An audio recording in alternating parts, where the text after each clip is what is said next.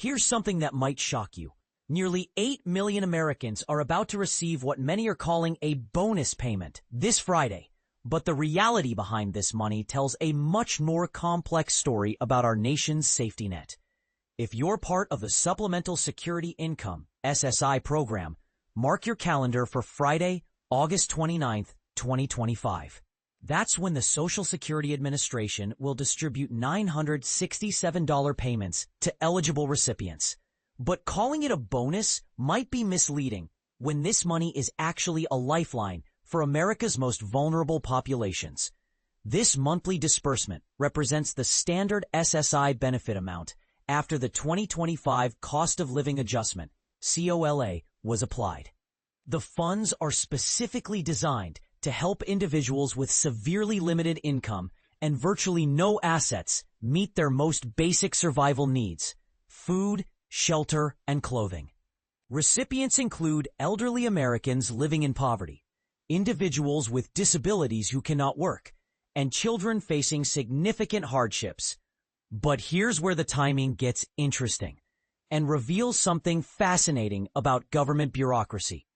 While SSI payments typically arrive like clockwork on the first day of every month, this particular payment is being expedited by 3 days.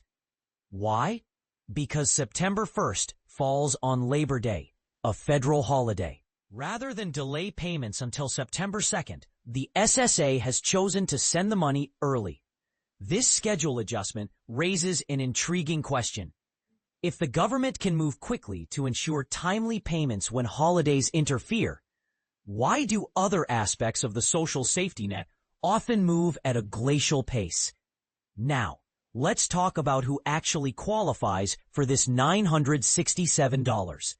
And this is where things get controversial. The single individuals can receive the full $967 monthly benefit, while married couples who both qualify can receive up to $1,450 combined.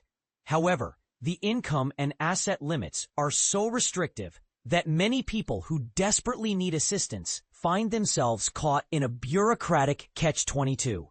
To qualify, applicants must have virtually no savings, typically under $2,000 for individuals, $3,000 for couples, extremely limited income, and must be either over 65, blind, or disabled. Critics argue these thresholds haven't kept pace with modern living costs, effectively excluding people who are struggling but don't meet these narrow criteria.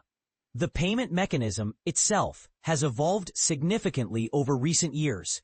Gone are the days of paper checks arriving by mail, a change that sparked its own debate.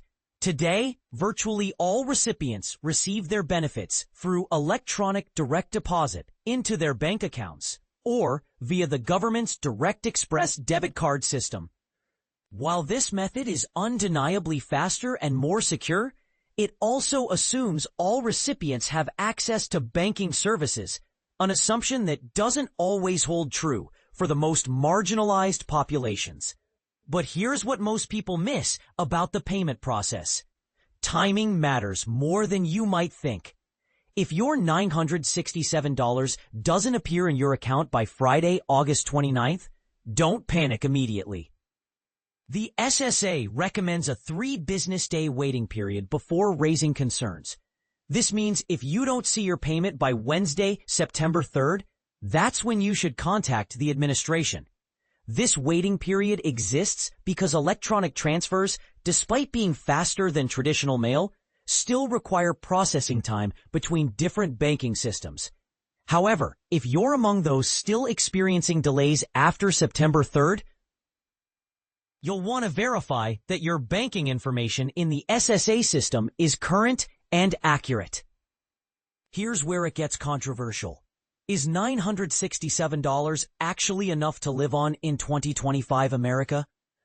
The official federal poverty line continues to be a hotly debated benchmark, and many advocates argue that SSI payments fall woefully short of providing genuine economic security, when rent alone can easily exceed this entire monthly benefit in most metropolitan areas. Critics question whether these payments truly serve their intended purpose of ensuring basic survival needs are met.